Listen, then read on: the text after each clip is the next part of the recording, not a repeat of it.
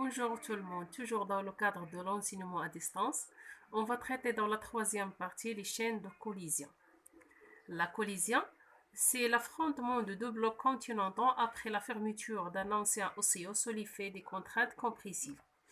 Par exemple, j'ai ici deux plaques continentales séparées par un océan B.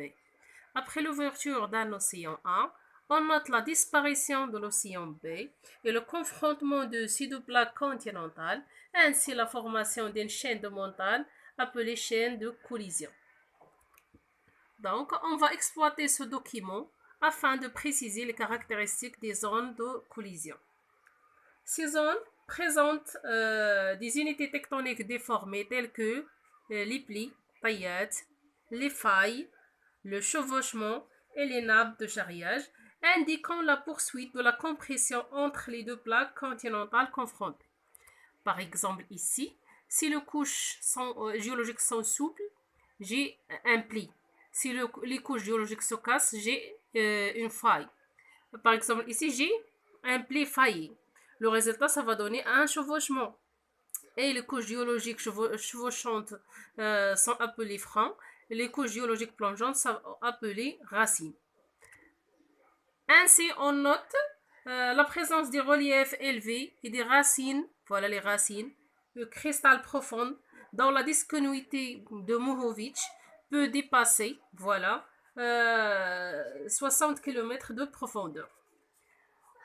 Aussi, la présence de l'andésite et la granodiorite, voilà, je cherche la flèche, la granodiorite, indiquant une subduction ancienne précédant la collision. Aussi, la présence de l'ophiolite, voilà, l'ophiolite, sous forme de suture entre les deux blocs continentaux confrontés. Aussi, le chevauchement des sédiments anciens déformés sur des sédiments récents non déformés.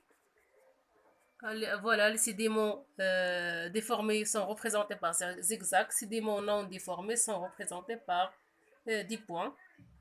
Et on note ici un chevauchement. On passe à l'exercice. Pour mettre en évidence la relation entre les phénomènes géologiques accompagnant la formation des chaînes de montagnes et la tectonique des plaques, on propose les données suivantes. La plaque indienne a commencé à se déplacer vers la plaque eurasienne il y a environ 120 à 130 millions d'années.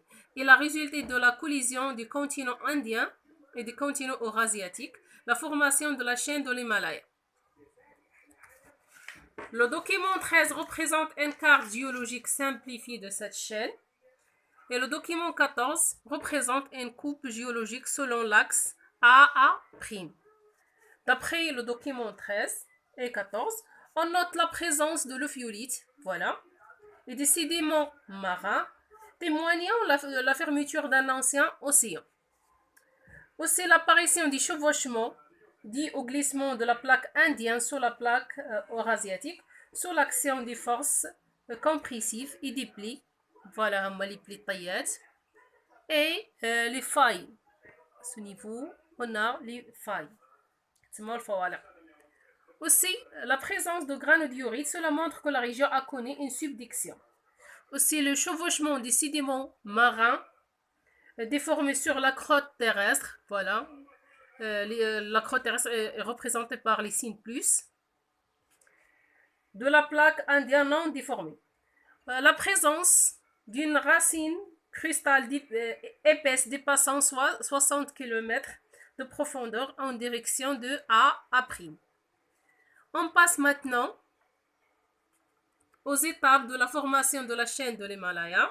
Comme vous voyez ici, le glissement du continent indien vers le continent eurasiatique, accompagné par l'enfouissement de la croûte océanique sur la croûte continentale, c'est-à-dire on a subduction et formation de granodiorite. On note aussi la fermeture d'un ancien océan appelé Titis et l'obduction et l'affleurement de l'ophiolite. Et enfin, compression de deux croûtes continentales entraînant les déformations ainsi des chevauchements qui provoquent la surélévation de compartiments rocheux à l'origine de chaînes de montagnes d'Himalaya. Pour ne pas oublier les limites de convergence nous a permis de distinguer trois types de chaînes de montagne récentes, quelles que soient les chaînes de subduction, les chaînes d'abduction et les chaînes de collision. Et merci de votre attention.